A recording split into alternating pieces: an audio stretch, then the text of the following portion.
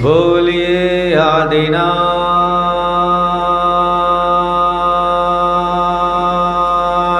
जी भगवान की। यदि ये चैतन्य मुकुरिव भावाचिदचित समं भान्ति द्रव्य व्ययजनिल सन्तान्तरहिताः जगत्साक्षी मार्ग प्रकटन परोवानरिवियो महावीर स्वामी नयन पथगामी भवतु मे महावीर स्वामी नयन पथगामी भवतु मे। वर्तमान शासन नायक भगवान महावीर स्वामी की। आचार्य भगवंत गुरुवर श्री विद्यासागर जी महामुनिराज की। परम श्रद्धेय मुनि श्री प्रमाण सागर जी महाराज की। मुनि श्री शंभो सागर जी आदि संगत सभी मुनिराजों की।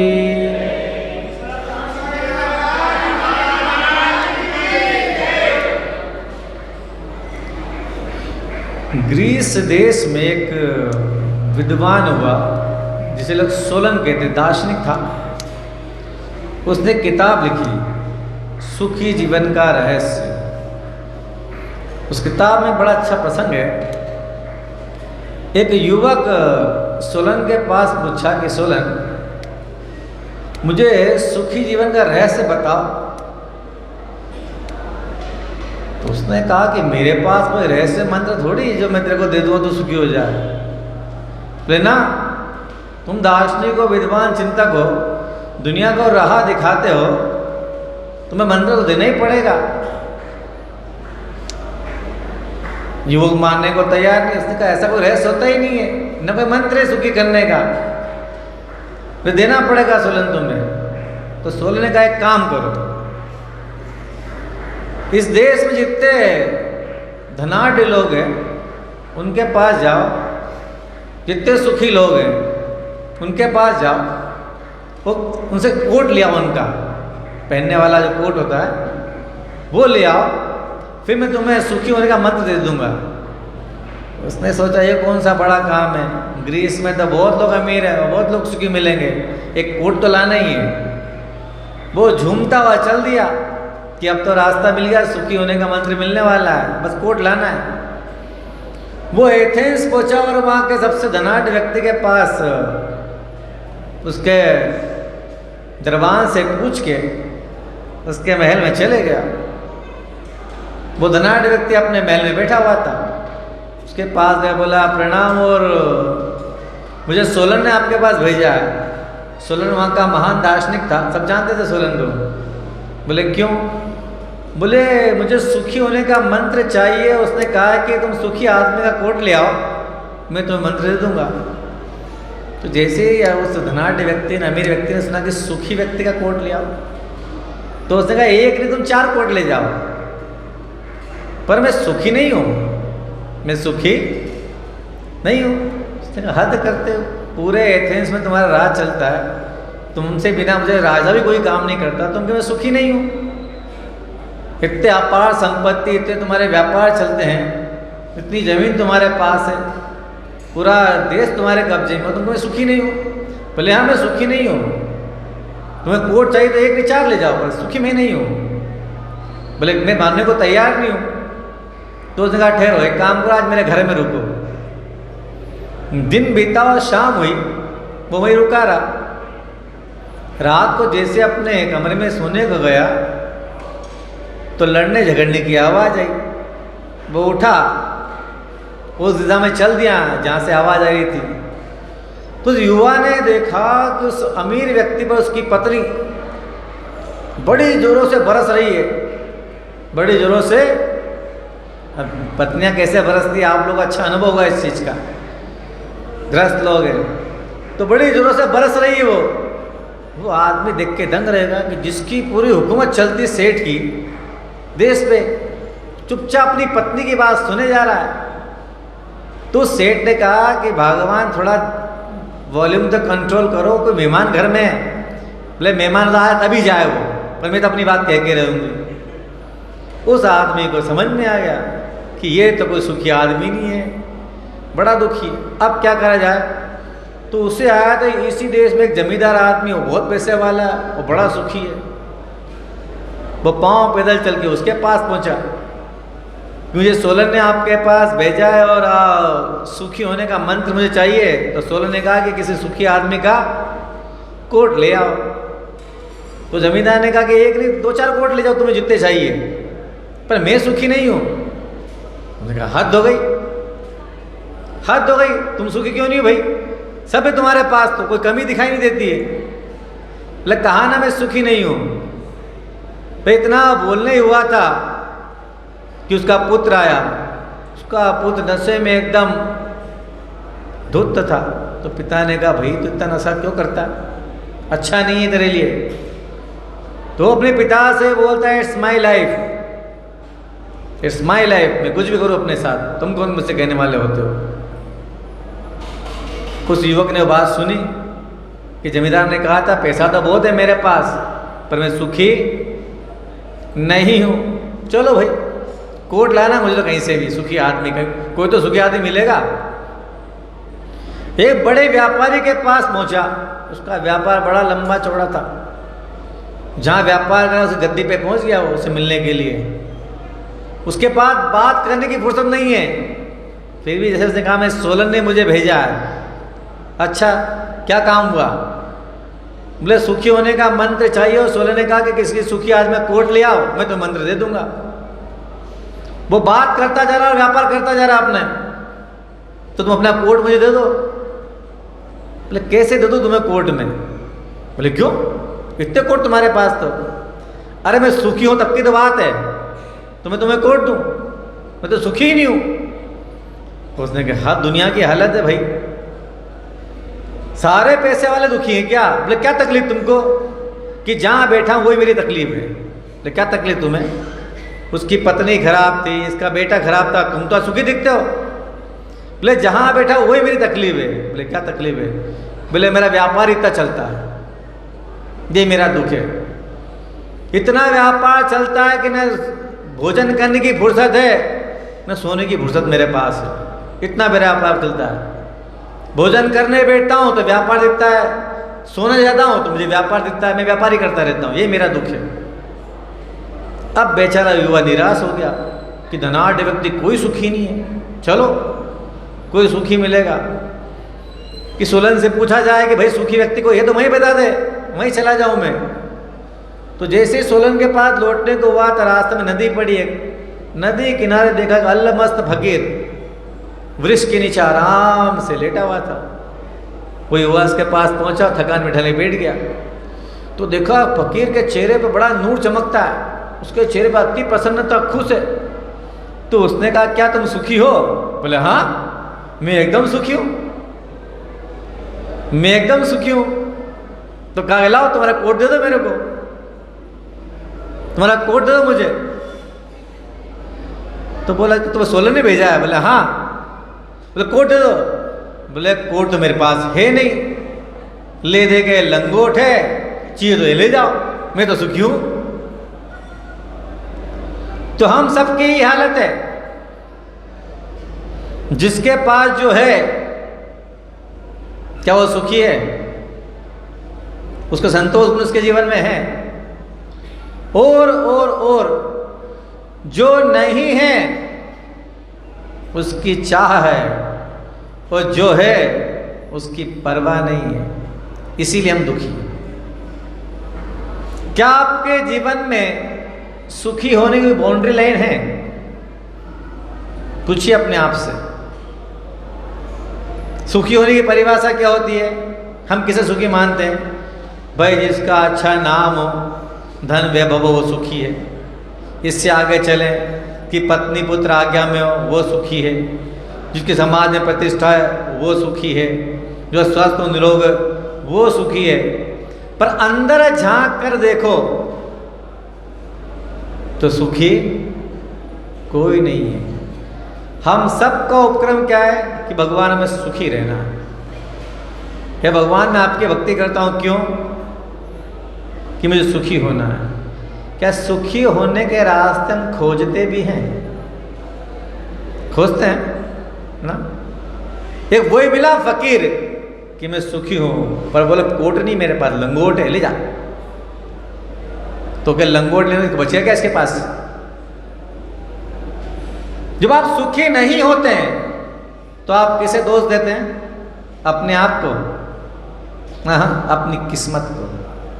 सबका एक ही कहानी है, मेरा तो भाग्य फूटा है, मेरा तो भाग्य ही फूटा है। जीवन किसका है? आपका। किस्मत किसकी है? आपकी। आप किसी दूसरे को बुरा बोल दें तो वो आपके साथ कैसा बर्ताव करेगा? Give and take. जैसा आप देंगे वैसा वो लौटा देगा। आपने किसी को कहा, अच्छा शब्द कहा, तो भाई साहब धन्यवाद। आप शब्द कहे, आपने 2 कहे, वो 4 कहेगा। आपने किसी को आप कहते मार दो तो वो भी 2-4।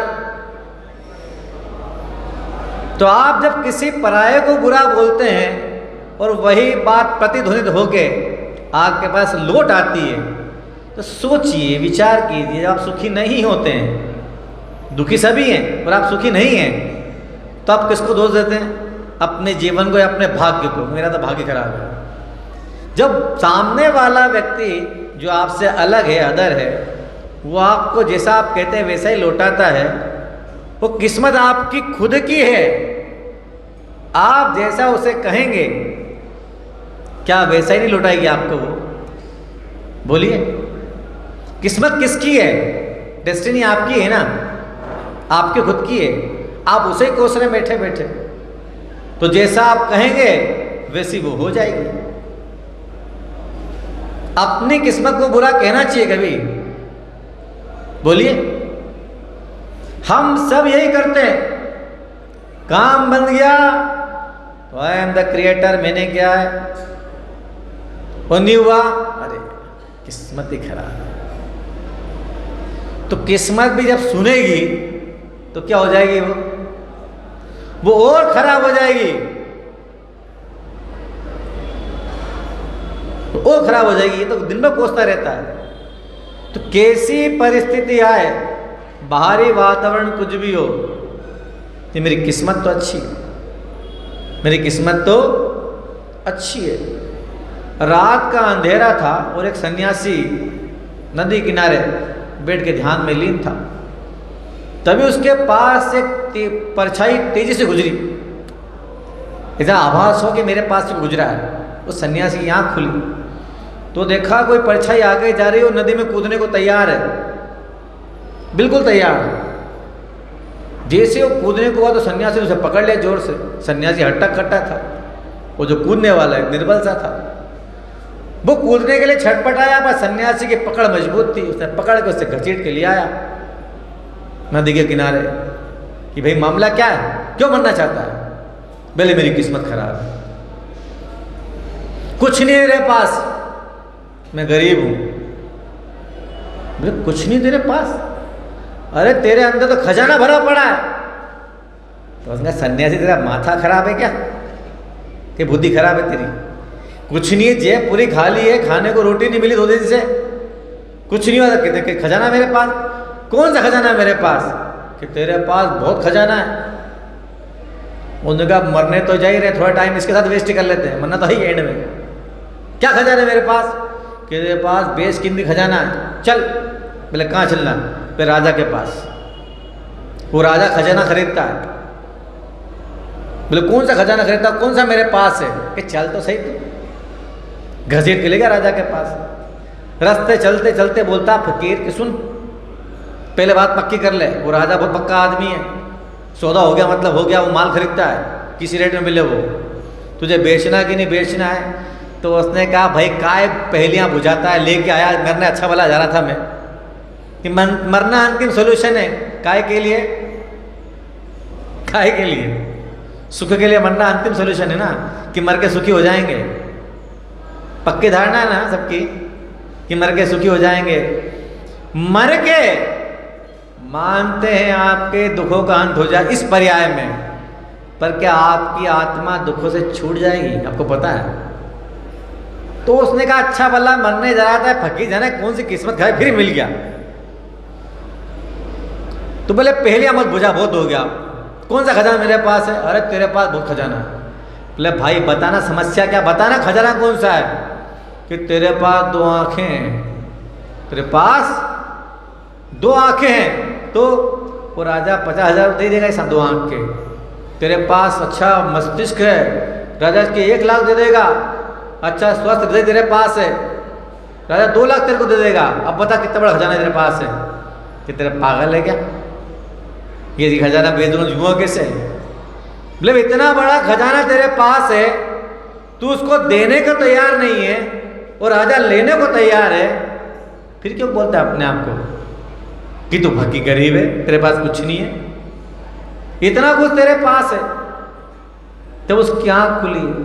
अरे मेरे पास तो 2 आंखें हैं, स्वस्थ हृदय है, स्वस्थ मस्तिष्क है, 2 हाथ है, 2 पैर है, मैं गरीब कैसे हुआ? मैं गरीब कैसे हुआ? तो मैं आपसे पूछता हूँ, आप बदकिस्मत कैसे हुए? वो गरीब नहीं हुआ, हम बदकिस्मत नहीं हुए। सही दिशा में सही प्रयास नहीं करते, वो पाने की इच्छा बहुत रखते हैं, तो गरीबी दूर कभी नहीं होगी। जो प्राप्त है क्या उसका भोग हमने कर लिया? बताइए। जो नहीं उसकी चाह तो अंतहीन है, इतनी चाह पूछो मत। रात को बिस्तर में सोते सपने आते अंबानी जी के, तो अडानी के आते हैं, सुबह उठ के बन जाएंगे, कल्पना लोक में जीते।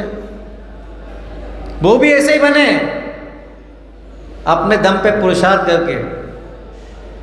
तो बिना हाथ पे चलाए खुदा भी गहरी नदी में नाव को बचाता नहीं। खुदा कहता चप्पू चला मैं बचा लूंगा, तू चप्पू तो चला मैं तुझे बचाऊंगा, अब तुम भगवान के भरोसे बैठ जाओ, कुछ नहीं होगा।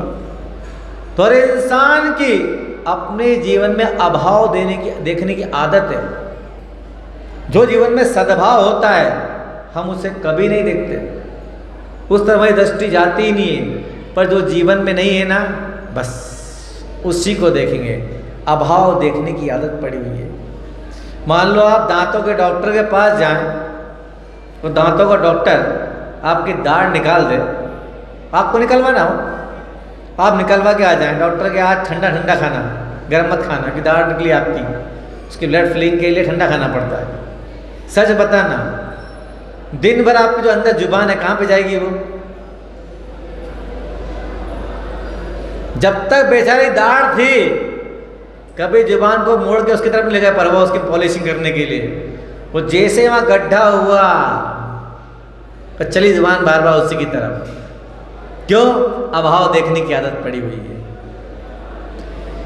हम सबका नेचर लगभग जैसा है, सबके पास सब है।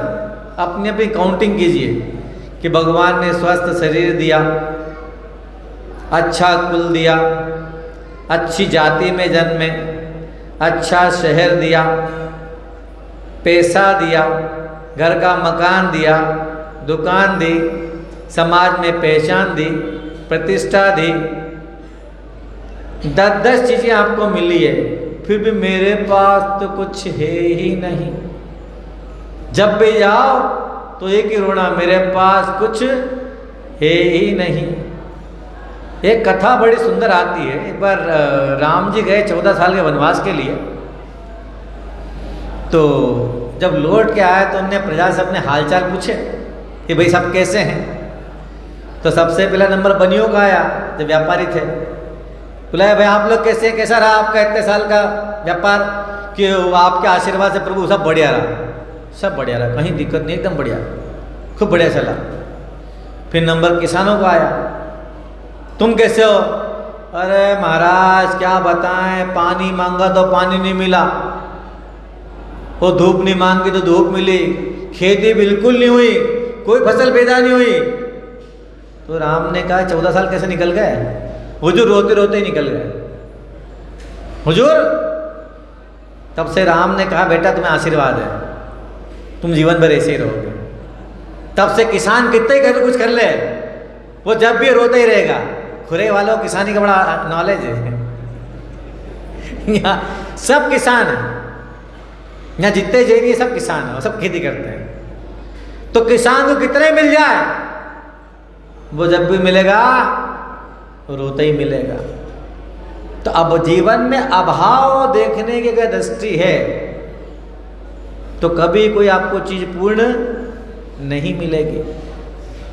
हम जितना कमाते हैं, जितना हमने इकट्ठा कर लिया है, क्या हमारे आने वाले जीवन के लिए पर्याप्त है या नहीं? मैं कमाने की मना नहीं करता, बिल्कुल इंसान 4 रोटी खाता है, उसको 4 घंटे श्रम तो करना ही चाहिए। इससे राष्ट्र का निर्माण होता है, हम राष्ट्र के अंश हैं, हमारे श्रम से राष्ट्र का निर्माण होता है, जरूर कीजिए। पर क्या इस लालसा लिप्सा का कोई अंत है? बोलिए, कोई अंत नहीं। हम जब भी देखेंगे अभाव की तरफ देखेंगे, सद्भाव की तरफ क्यों नहीं देखते? कि मेरे पास तो इतना है। दुनिया में ऐसे लोग भी हैं जिनके पास कुछ भी नहीं है, फिर भी खुश होकर जीते हैं। सन 2013 मई का महीना, स्थान शिखरजी गुणायतन, शाम का समय हुआ 5:30 बजे। मैं देव बनना के लिए गुणायतन निकला और सामने अनिंदा पार्श्वनाथ का मंदिर है और मेरा नियम था देव शाम का मैं वही करता हूँ। जब मैं जाने को हुआ तो एक जैसे ही गुणायतन से बाहर निकला, एक इनोवा गाड़ी जिसका एसी ऑन था क्योंकि उससे कांच पे कुछ भाप से दिख रही थी, तो एक सेठिया स्टीयरिंग पे सर रखे से पड़ा हुआ था। मैं उसको जानता था कि सेठिया आदमी है, इसके व्यापार है कलकत्ता में, टेंशन में से पड़ा हुआ। अब व्यापारी आदमी है तो टेंशन तो बड़ी बनी बात है कि और की चाह लगी है, कोई टेंशन होगा उसके दिमाग में। मैंने तिरछी निगाह से देखा, मैं अपने मंदिर की तरफ बढ़ गया। जब मंदिर की तरफ जाने लगा तो जैसे ही गुणायतन से बाहर निकला, एक स्वीपर जो नेकर पहना हुआ था, फटी सी शर्ट थी और लंबी सी झाड़ू उसके हाथ में थी, वो रोड साफ कर रहा था। मैं साइड से निकल गया, अपने गया, श्री जी को प्रणाम किया, देववंदना की और लौटने को हुआ। जब मैं लौट के आया तो मैंने देखा वो स्वीपर झाड़ू वाड़ू फेंक के वो डीजे पे बिंदास नाच रहा है, कूद कूद के। मैं देख के बड़ा आश्चर्यचकित कि मुझे इतनी चिलचिलाती धूप, मई में 5:30 धूप तो पड़ती है, चिलचिलाती धूप में इतना श्रम करा, पसीने में तरबतर था। तो कोई शादी के लिए डीजे निकला कोई गाड़ी पे, तो किस्मत से वहीं डीजे रुक गया, वो कोई भीड़ होगी तो। वो तो बारात किसकी, दूल्हा कौन है, कोई मतलब नहीं है, मस्त रहने का अवसर आया है, झाड़ू वाड़ू फेंक के जो नाचा है वो। तो मैं भी मंदिर के ध्यान से देख लें इसका आज क्या नाचता है ये, इसको देखते हैं। आज खड़ा हो गया, 10 से 15 मिनट नाचा, उसको कोई से मतलब नहीं है। वो डीजे गया, उसने झाड़ू उठाई और फिर शुरू हो गया। क्योंकि वाह क्या जीवन है। फिर लौट के जैसे गुणायतन के गेट में एंटर हुआ तो मेरी दृष्टि फिर इनोवा गाड़ी पे चली गई। वो महानुभव जैसा मैं उनको छोड़ के गया था, वो बेस के वे स्ट्रिंग पे माथा दे पड़े थे। इसलिए मैंने आसमान की तरफ देखा कि हे प्रभु, क्या जीवन की लीला बनाई है, जिसके पास सब कुछ है, गाड़ी में एसी ऑन करके टेंशन में पड़ा हुआ है। मई का महीना है, एसी ऑन करके टेंशन में पड़ा हुआ है, और धन्य हो बेचारा स्वीपर, कुछ नहीं है, तन के कपड़े पूरे नहीं फटे, उसके हाथ में झाड़ू खड़ा रोड की। वो जैसे उसको अवसर मिला कि जीवन में मस्ती का आनंद का अवसर मिला है, झाड़ू फेंकी और जम के नाच रहा है। मैं वाह क्या लीला प्रभु तेरी, अभाव किसके जीवन में है और सद्भाव किसके जीवन में है? किसको खुश होना चाहिए था और हो कौन रहा था? बोलिए। वो गाड़ी वाला, नाचना उसको था और नाच कौन रहा था? वो झाड़ू वाला, जिसको नहीं नाचना था आपकी परिभाषा में। तो ऐसा नहीं कि जीवन मौका नहीं देता, सबको देता है, पर हमारी दृष्टि कैसी है? अभाव को देखने की दृष्टि। हम जब भी देखते हैं अभाव को ही देखते हैं, अच्छी चीज पे हमारा दिमाग जाता ही नहीं है। अपने अपने जीवन का अध्ययन करो कि ईश्वर इतना तो मेरे पास है कि मेरा आगामी जीवन आराम से कट जाएगा, पर नहीं, बिल्कुल नहीं, बिल्कुल नहीं। सामने वाले के पास इतना है, मेरे पास तो 50 एकड़ जमीन है, फलान चंद के पास तो 700 एकड़ जमीन है, अब मेरा क्या होगा? अब मेरा क्या होगा? आदत क्या देखने की? अभाव देखने की आदत। अरे आप तो जैन परंपरा में जन्मे और फिर भी आपका 50 एकड़ जमीन है, जब मरोगे तो आपको दफनाएंगे भी नहीं, आपको तो जला देंगे। जैन हिंदू परंपरा में तो जलाया जाता है। तो जिस जमीन के टुकड़े के पीछे इतना बेचैन है कि फलान चंद के पास 700 एकड़ है, मेरे पास तो 50 ही है। सुन बेटा, 700 में वो भी दफनाया नहीं जाएगा और तो 50 में तू भी दफनाया नहीं जाएगा, दोनों को जलाया जाएगा। तो किसकी चाह? अभाव देखने की दृष्टि। जब तक ये नेचर नहीं बदलेगा, मेरे पास जो है मेरे जीवन के लिए पर्याप्त इनफ है, पर ना उसके पास है, बस इससे मैं दुखी हूं। एक प्रवचनकार एक शहर में जाया करते थे, मेट्रो सिटी थी, तो एक धनाढ्य व्यक्ति उनके भक्त थे, वही आयोजन करवाते थे उनके प्रवचन का। तो जब भी जाओ तो बड़ा विद्वान परेशान होता था। क्यों? उस धनाढ्य व्यक्ति ने अपनी बहुत अच्छी मकान बंगला बनाया था उसने। जब भी जाए 4-6 महीने में जब उनका जाना हो आयोजन के लिए, पहले अपना मकान दिखाए घंटे भर तक रोज कि मेरे मकान में ये करा, ये करा, ये करा। वो ठीक है, विद्वान आदमी समझते हैं, इसको लालसा लिप्सा बहुत है। हमेशा की तरह एक बार पहुंचे तो वेलकम तो उनका अच्छा हुआ, पर धनाढ्य महोदय ने एक बार भी नहीं कहा कि संत जी हमारे घर चलिए, घर में बंगला देख लीजिए। एक बार हो गया तो देखते 1 घंटा बीता, 2 घंटा बीता, 3 घंटे बीत गए। तब संत के दिमाग में कीड़ा काटा कि हद हो गई, इतने साल से आ रहे हैं, आज तक कभी इसने अपना मकान दिखाना छोड़ा नहीं, आज कुछ बोलता क्यों नहीं ये? तो खुद संत अपने आपके घर चले। हाँ, आपकी इच्छा तो चलो। तो उनका जरूर कोई मामला, जरूर कोई दूसरा तो है। घर में घुसे, उनकी पत्नी ने वेलकम किया, बहू सब आई, आइए आइए पंडित जी, आइए भैया जी। वो बिल्कुल शांत, कोई घर की कोई तारीफ ही नहीं कर रहे। जब उनकी पत्नी बहू चले गई तो उन्होंने पूछा, भाई साहब बड़े मेरे मन में एक सवाल है। बोले पूछिए, क्या सवाल है आपके मन में? बड़े बुझे मन से बोले हो। बोले इसके पहले मैं जितनी बार भी आया, आपने मुझे अपना घर दिखाया बड़े खुश हो गए। इस बार आपके चेहरे पर न कोई उत्साह है, न घर दिखाने की इच्छा है। बोले क्या बताऊँ विद्वान जी, बड़ा तनाव में हूँ मैं, बड़ा परेशान हूँ। बोले क्या हुआ? क्या बताऊँ। बोले आपको घर तो वैसा का वैसा और सुंदर लग रहा है पिछली बार से, और अपना अच्छा कर लिया इसको। बोले ठीक है, वो सब तो बढ़िया गार्डन है, 2 मंजिला मकान है, तब क्या तकलीफ है आपको? बोले मेरे पड़ोस में किसी ने 4 मंजिला मकान बना लिया है। मेरे पड़ोस में किसी ने 4 मंजिला मकान बना लिया। आप बताओ, उसी घर में पहले भी रहता था और हर क्षण को दिख जाए अपना घर दिखाने ले जाता था, पर आज किसी ने पड़ोस में 4 मंजिला मकान बना लिया। बस दिन का चैन, रात की नींद चली गई। किसी ने कैसे बना लिया? क्या हमारे जीने के लिए पर्याप्त नहीं हमारा मकान जिसकी हम तारीफ किया करते थे? अभाव, वो मुझसे आगे कैसे बढ़ गया, जीवन का सुख समाप्त हो गया। घर में बड़ी बहू आई थी, पहली बहू थी, बड़ा लाड़ होता था। 2 भाई का परिवार है, 3-4 साल तक राज रहा। फिर देवर जी की शादी हो गई, छोटी बहू आ गई। तो छोटी बहू आ गई तो थोड़ा लाड़ पे डाइवर्ट तो होता ही है, लाड़ का डायरेक्शन चेंज हो गया। बस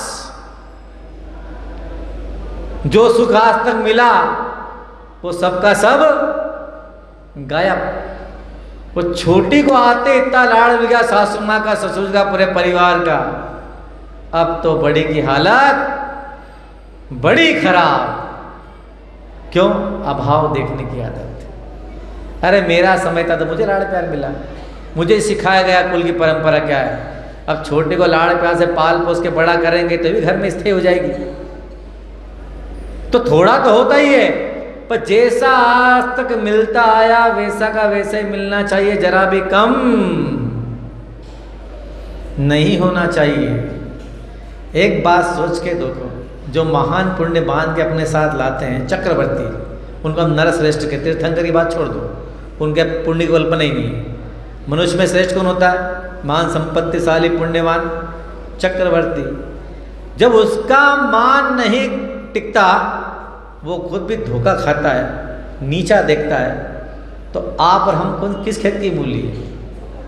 हमारे साथ तो घटना पॉसिबल है, पर नहीं, हम जैसा चाहें वैसा होता चला जाए।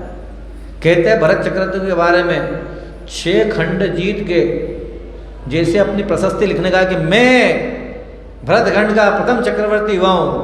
ऋषभगिरी पे गया जहाँ प्रशस्ति लिखी जाती है, वहाँ गया, उस पर चढ़ भी गया और कांकड़ी मणि उठा ली, जिससे लिखते हैं, एक मणि होती है उनके पास, उससे लिखा जाता है कि मैं भरत क्षेत्र का प्रथम चक्रवर्ती हुआ हूँ। जैसे ही ऊपर चढ़ा और जैसे देखा तो भरत के होश उड़ गए।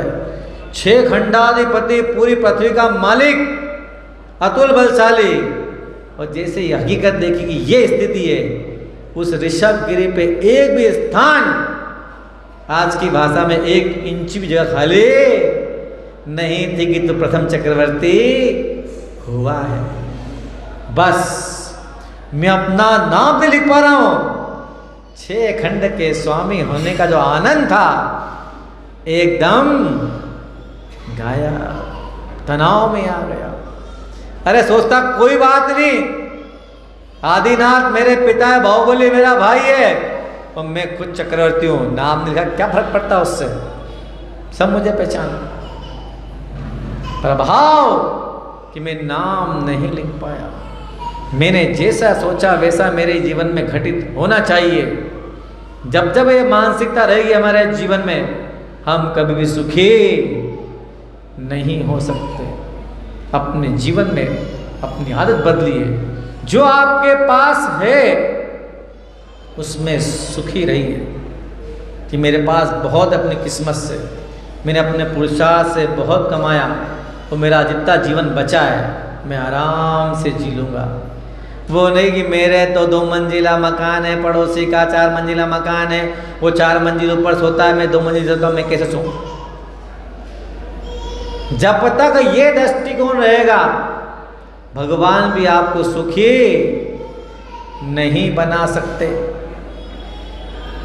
दूसरा दुखी करने का प्रमुख कारण जो सुख छीन लेता है, लालसा। ऐसी अंतहीन लालसा कि मरते मरते भी ना छूटे। रोज सोचते हैं आज तो दुकान ऐसी चले, ऐसी चले, ऐसी चले, कि कभी चली नहीं हो आज तक। ये दुकान के हाथ पे लगे खुरे के बाहर चले जाएगी, आज तक चली नहीं हो। क्या रोज कभी अपने आप से कंपटीशन हो सकता है क्या? बोलिए। जितना आपको जीवन चलाने के लिए पर्याप्त, तो दुकानदारी चल जाती है, दुकान का खर्चा निकल जाए, घर का खर्चा निकल जाए, परिवार का खर्चा निकल जाए, आने वाले का स्वागत हो जाए, जीवन के लिए इतना पर्याप्त है। पर ना, पेटी भरना चाहिए। अब तो पेटी छोटी मोटी, अब तो गोडाउन बनना चाहिए, इतनी लालसा, गोडाउन बनना चाहिए। लालसा, तृष्णा, वासना, इच्छा, कोई अंत नहीं है। हमने खुद अपने जीवन के सारे सुख के रास्ते अलीगढ़ का ताला लगा के बंद कर दिया कि सुख अंदर गलती से आ नहीं जाना चाहिए, खबरदार। और अंदर बड़ी कामना किस करते, हे भगवान सुख मिल जाए। खुद ने ताले लगाए सारे, किसके? तृष्णा के, लालसा के, वासना के, इच्छा के, अभिलाषा के। कितने ताले लगा दे पूरे जीवन पे, और फिर कामना कौन सी बैठे हैं, ये प्रभु सुख आ जाए। तो कहां से आएंगे बताइए? रास्ते किसने बंद किए अपने जीवन के? हमने स्वयं ने बंद किए। और सुख की कामना है, कभी सुख नहीं मिलेगा, न भूतो न भविष्यति, कभी नहीं मिलेगा। हाँ, इतनी धारणा बनाए कि जो है इतना पर्याप्त है। वो फकीर था, लंगोट थी, खुश था कि क्या लंगोट है, बड़े मैं तो इसी में खुश हूं, मैं तो इसी में बहुत खुश हूं, पर्याप्त मेरे जीवन के लिए। पर ना, अभी तो एक ही पीढ़ी की व्यवस्था है, 7 पीढ़ी की बाद में 21 पीढ़ी की व्यवस्था करके मरना है। बहुत बड़े चिंतक हैं, बहुत चिंता है इनको। एक बार रानी चेलना अपने महल में बैठी हुई थी, रात का समय था, नींद नहीं आ रही उसको, वो टेंशन में, रानी टेंशन में हुई। तो सामने गंगा नदी बहती थी, तो देखा कि ये कोई व्यक्ति बहती गंगा में से कोई श्रम कर रहा है, कुछ बीच नदी में जाता है, फिर खींच के लाता है किनारे पे, और मूसलाधार पानी गिर रहा ऊपर से। उसने 1 घंटे प्रोग्राम देखा कि बड़ा मेहनत करता, कौन व्यक्ति है ये? उसने सैनिक से कहा कि प्रभु ये कौन व्यक्ति दिखाई देता है ये, जो मूसलाधार पानी गिर रहा है, गंगा उफान पे, फिर भी श्रम करता है, क्या अभाव इसके जीवन में, जरा पता लगाया जाए। तो जैसे ही सुबह हुई तो सैनिक ने अपने कहा सेवकों से, जरा पता लगाओ कि रात में कौन था वो व्यक्ति। सैनिक गए नदी किनारे, तफ्तीश की, पता लगा फला फला व्यक्ति था। ढूंढ डांट के उसको पकड़ लाए, उपस्थित कर दिया सैनिक के सामने कि भाई क्या बात है, तेरे कौन सी कमी जीवन में, इतना श्रम करता है, बहता मूसलाधार पानी गिर रहा है गंगा उफान पे, तुम लकड़ी में जब पानी के बंडल लकड़ी के गट्ठर खींच के किनारे पे लाता है, क्या तकलीफ तेरे को? कि हुजूर मुझे एक बेल की तलाश है, मुझे एक बेल चाहिए। कौन सा बेल? घंटी वाला नहीं, वो गाय बेल वाला बेल चाहिए। तो सैनिक ने उसके लिए इतना श्रम करता, मैं तेरा राजा, तू मेरी प्रजा, कौन सा बेल चाहिए? कि बस मेरे पास एक तो है, एक जोड़ी का बेल चाहिए, वो नहीं मिल रहा मुझे, उसके लिए इतनी मेहनत कर रहा हूँ मैं। तो सैनिक ने मंत्री का, मंत्री इसको मेरी गौशाला में ले जाओ, वो जो बेल इसको पसंद आए, 1 2 4 इसको जितने होते दे देना, ठीक। मंत्री लेके साथ में चला उसको। श्रेणी की गौशाला किसकी है? किसकी है? राजा श्रेणी की है, सम्राट श्रेणी की गौशाला, तो अच्छे बड़े बेल होंगे। उसको ले गए गौशाला में और पूरी गौशाला घुमाई, 1 2 3 4 5 हजारों देख लिए, एक पसंद नहीं आया। लौट के वापस राजा के सामने आ गया। बोले क्या हुआ? बोले अब मेरे पास जो बेल है उसकी जोड़ी का बेल ही आपके पास नहीं। अब श्रेणी का माथा घूमे कि भाई ऐसा कौन सा बेल तेरे पास जो मेरे पहली गौशाला में नहीं है, वो भी राजा, उसका मान जाएगा भाई ऐसा कौन सा बेल तेरे पास है जो मेरी गौशाला में नहीं है। बोले तेरा बेल कहाँ है? बोले मैं घर में, चलो। तो श्रेणी का अच्छा मैं आता हूँ समय निकाल के। 2-3 दिन बाद श्रेणी को याद आया कि वो बेल देखना कि कौन सा अद्भुत बेल इसके पास जो मेरी गौशाला में नहीं है। तो अपने मंत्री को लेकर चला श्रेणी, पता लगाया फला फला व्यक्ति कहाँ रहता है, कि यहाँ रहते हैं, उनका नाम था मम्मन। तो मम्मन का मकान कौन सा है? कि ये मकान है। मकान भी 3 मंजिला आलीशान, कि भाई गजब गरीबी इसकी भी, ये कौन सा बेल है इतना 3 मंजिला मकान में रहता है, ऐसे काम करता है ये रात में जाके बहती नदी में लकड़ी खींच के लाता है। अंदर गए तो मम्मन मिल गए कि बताओ तुम्हारा कौन सा बेल है? कि चलो। अब बेल कहाँ मिलेगा? गौशाला में। वो कि नीचे चलो। तो वो राजा के भाई गौशाला तो घर के बाहर होती है, नीचे कहाँ होती है? तहखाने में। कि मेरा बेल तो वहीं है। तो श्रेणी का होगा, मुझे क्या, चल तू बेल दिखा। अब श्रेणी मंत्री सब चले, 1 तल्ला उतर गए, 2 उतर गए, 3 उतर गए। तो 3 तल्ला नीचे गए, अंधेरा, पहले कोई लाइट तो थी नहीं, दीपक के प्रकाश होते थे या रत्न के प्रकाश होते थे। जैसे 3 तल्ले में गए तो पूरा तल्ला चकाचौंध रत्न के प्रकाश से अब सेठ ने किया, भैया गजब आदमी, इसी गौशाला के रत्नों के प्रकाश से चलती क्या? क्या मामला है इसका? चलो नीचे उतरते हैं। अब उस वहां पे आ गए, उस फर्श पे जहां पे बेल बंधा हुआ था, वो हीरे मोती के बोरे भरे पड़े हैं। पहले नोट तो होते ही नहीं होते थे, सोना चांदी हीरा मोती भरे पड़े हैं। सेठ की खोपड़ी घूम के, इतने रत्न तो मेरे पास भी नहीं, मेरे खजाने में जो इसके पास है, भारी गरीब मिला आज तो। बोले कहाँ है तेरा बेल? वो तो दिखा। बोले वो रहा। बोले तो सफ़ेद कपड़ा है। बोले वही तो मेरा बेल है। गया उसके पास कि हुजूर, जैसे कपड़ा हटाया, ओहो, सैनिक की तो आंखें चुंदिया गई। हट्टा कट्टा न जाने कितने टन का ठोस सोने का बेल बना हुआ, वो पूरे शरीर पे हीरे जड़े उसके, कि हुजूर ये मेरा बेल है, इसकी जोड़ी मेरे को बनवाना। आप बताओ कि ये तेरा बेल है, इसकी जोड़ी? बोले इसलिए इतनी मेहनत कर रहा हूं कि बस एक बेल मेरा बेल बन जाए और मेरे जीवन में शांति मिले। ऐसे आदमी कब शांति मिलेगी बताओ? सोने का बेल, वो कितने टन का पता ही नहीं है, हीरे मोती जड़े हैं, बस एक बेल बन जाए, बस कितना? एक तो बन ले, एक और जिसकी जोड़ी हो जाए तो साथ में छाती पर रख के ले जाऊंगा आसमान में। बोलिए, वो मम्मड़ की कथा सुन के हमको हंसी आती है कि एक बेल था, एक की जोड़ी प्रयास करने के लिए इतनी मेहनत की। हमारी कौन सी हालत, जरा अंदर झांक के देखना।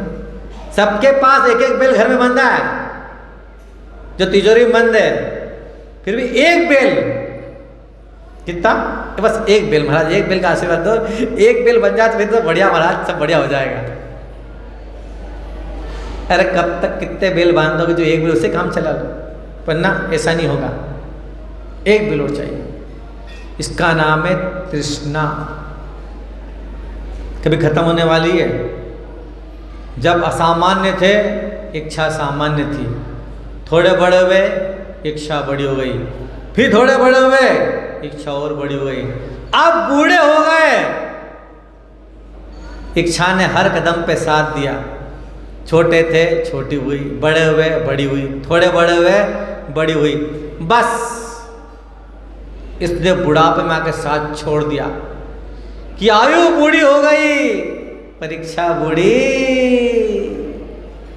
नहीं हुई। बस यही समीकरण बिगड़ जाता इंसान का। हो शरीर से बूढ़े हो गए, इच्छा कहती है अभी मैं बूढ़ी नहीं हुई हूँ। बताइए जीवन में कहाँ से सुख मिले? जब तक हाथ पैर चलते थे सुख की तलाश करते थे, अब हाथ पैर नहीं चलते, बस मन चलता है, वो सुखी होने का रास्ता खोजते हैं। तो भैया वृद्धावस्था में एक ही रास्ता है, संन्यास आश्रम धारण कर लो, उसके अलावा कोई रास्ता नहीं है। जब तक नहीं त्यागोगे कि आई एम द बॉस, घर में चलाता हूं, आई एम द सेठ, बुढ़ापे में चैन से नहीं मर पाओगे। बहुत बुरी हालत है संसार की। तृष्णा मरने नहीं देती है। एक व्यक्ति एक रिक्शे पे जा रहा था, अच्छा राइटर है, इंदौर में रहते हैं वो, उन्होंने कथा लिखी छोटी सी। रिक्शे में बैठे हुए थे, तो वो थे लगभग 40 साल के, और रिक्शा चलाने वाला 70-75 साल का बूढ़ा आदमी। तो उसने कहा बाबा मेरे को बैठते शर्म आती है, पर चूंकि आपके जीवन बैठ जाता हूँ, इस बुढ़ापे में आप रिक्शा कैसे चलाते हो? आपके हाथ में तो दम है जो रिक्शा चलाते हो आप। तो उस व्यक्ति ने जो बात कही, तो बूढ़ा कहता बाबूजी मेरा रिक्शा हाथ पैर से नहीं, मेरे पेट से चलता है, मेरे पेट से चलता है। उसका रिक्शा पेट से चलता है, जो निर्जीव है। और आपके जीवन का रिक्शा आपकी तृष्णा से चलता है कि नहीं चलता है? बोलिए। सबका रिक्शा एक ही ट्रैक पे चले जा रहा है। तृष्णा हम आए बुढ़ोती पर, विषय से कामना हटती नहीं। क्या पाया जीवन पाने? जीवन चलाने के लिए जितना मैंने इकट्ठा कर लिया, अब तो प्रभु का नाम ले लूं, अब तो प्रभु का नाम ले लूं।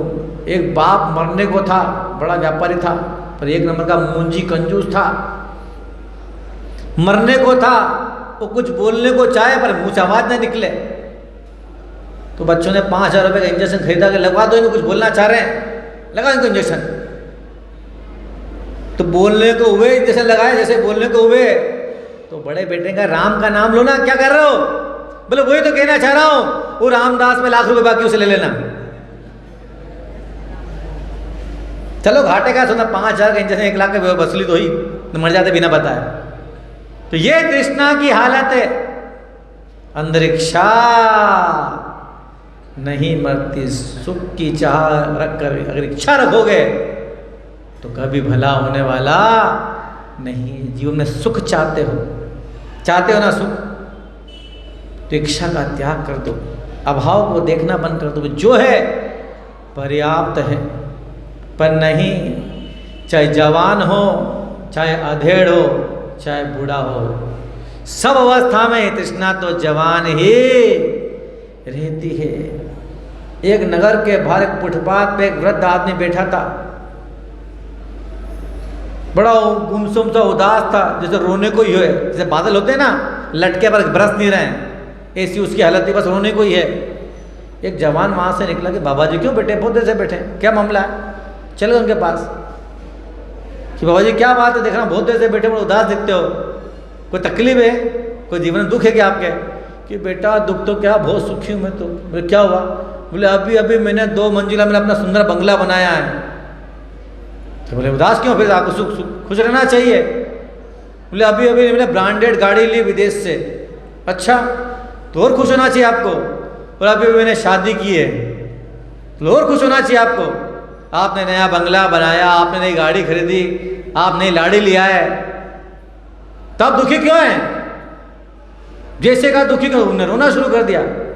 तो बेचारा युवा के क्यों रो रहे भाई, क्या समस्या आ गई? कि बाबा जी क्यों रो रहे, बोलो बोलो क्या बात है? कोई समस्या, मैं आपकी समस्या की पूर्ति करता हूँ। कि बेटा सब कुछ मेरे पास है, फिर क्या तकलीफ है?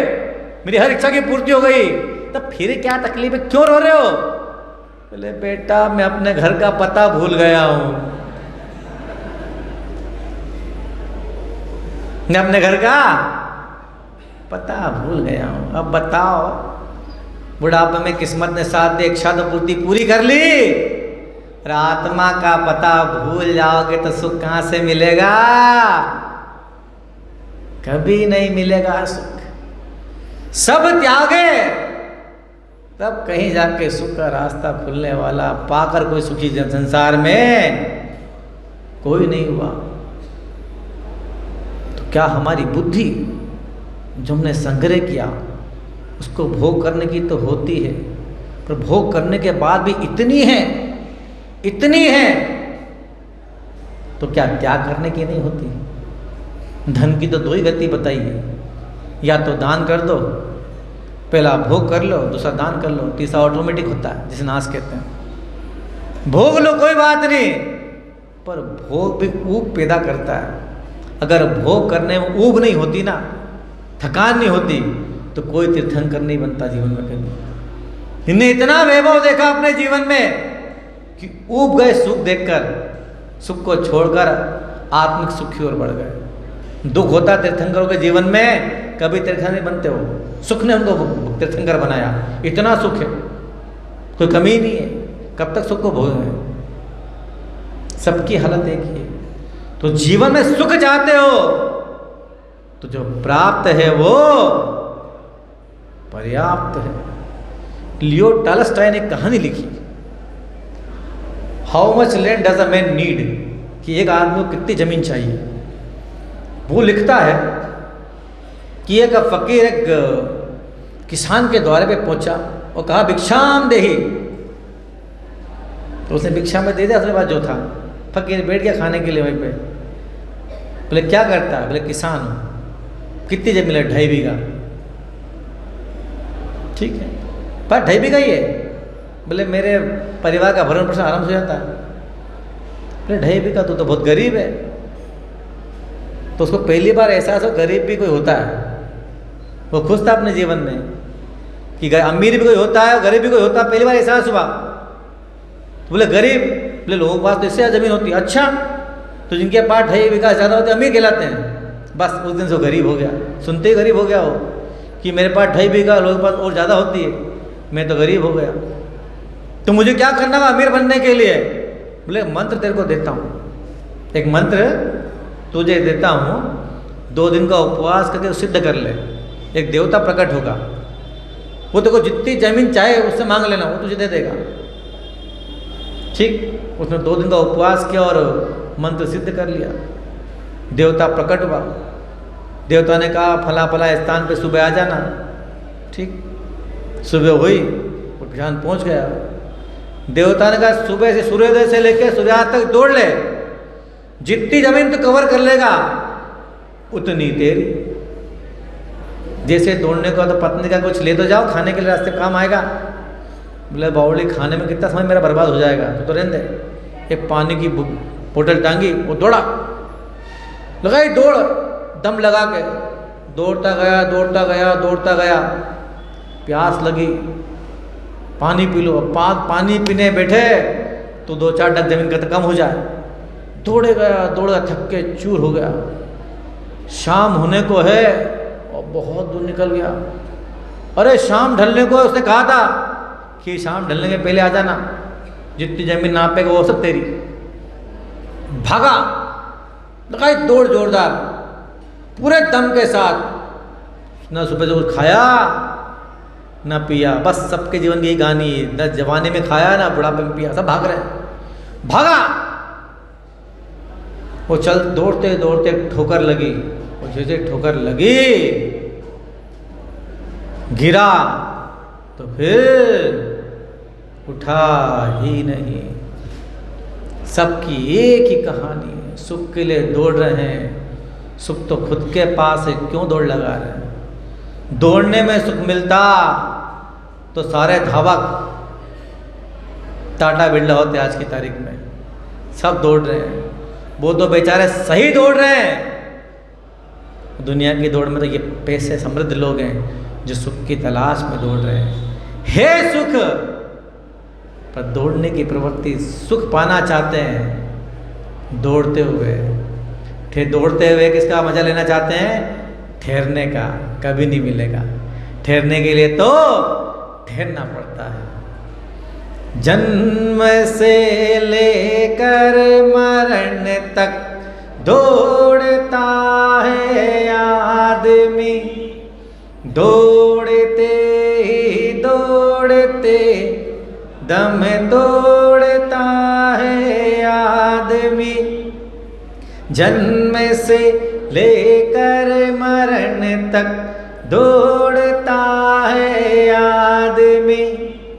आँख गीली होंठ ठंडे और दिल में आंधियाँ। आँख गीली होंठ ठंडे और दिल में आंधियाँ। एक ही दिन 3 मौसम ओढ़ता है आदमी। एक ही दिन 3 मौसम ओढ़ता है आदमी। दौड़ते ही दौड़ते दम तोड़ता है आदमी। जन्म से लेकर मरण तक दौड़ता है आदमी। सुबह पलना शाम अर्थी और खटिया दोपहर। सुबह पलना शाम अर्थी और खटिया दोपहर। एक ही दिन 3 लकड़ी तोड़ता है आदमी। एक ही दिन 3 लकड़ी तोड़ता है आदमी। दौड़ते ही दौड़ते दम तोड़ता है आदमी।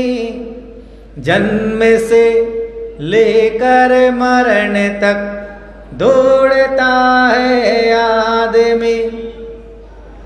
एक रोटी दो लंगोटी, 3 गज कच्ची जमीन। एक रोटी दो लंगोटी, 3 गज कच्ची जमीन।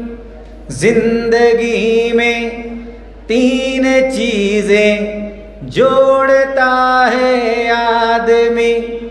जिंदगी में 3 चीजें जोड़ता है आदमी। दौड़ते ही दौड़ते दम तोड़ता है आदमी। जन्म से लेकर मरण तक दौड़ता है आदमी। है यहाँ विश्वास कितना आदमी का मौत पर। है यहाँ विश्वास कितना आदमी का मौत पर। मौत के हाथों ही सब कुछ छोड़ता है आदमी। मौत के हाथों ही सब कुछ छोड़ता है आदमी। दौड़ते ही दौड़ते दम तोड़ता है आदमी। जन्म से लेकर मरण तक दौड़ता है आदमी।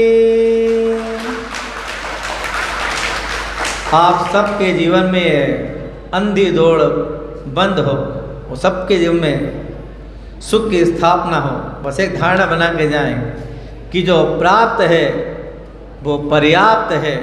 इस सूत्र को आधार बनाकर जीवन जिएंगे तो जीवन से कभी सुख विदा नहीं होगा। बोलिए आचार्य भगवंत गुरुवर श्री विद्यासागर जी महामुनिराज की, परम श्रद्धेय मुनि श्री प्रमाण सागर जी महाराज की।